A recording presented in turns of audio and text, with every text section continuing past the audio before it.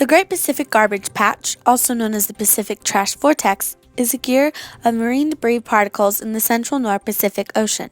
The patch extends over an intermediate area with estimates ranging very widely depending on the degree of plastic concentration used to define the affected area. An estimated 14 billion pounds of trash is thrown into the ocean every year.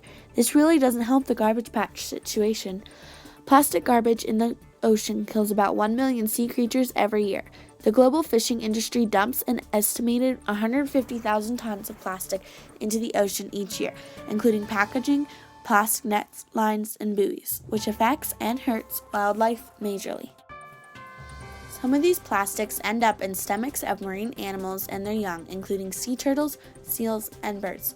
Sea turtles eat the plastic bags thinking they are jellyfish. When they are young, plastic rings can get trapped around their shells and get stuck their whole lives. The black-footed albatross is the most common bird to eat the plastics in the water. Nearly all birds in the area are found with plastic in their digestive systems.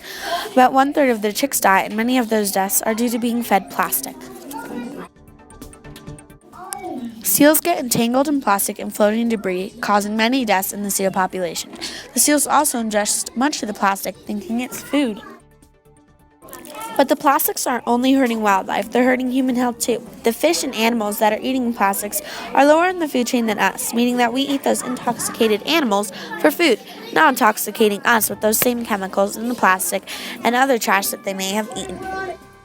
So how are we supposed to solve this problem? There are multiple solutions to fix this.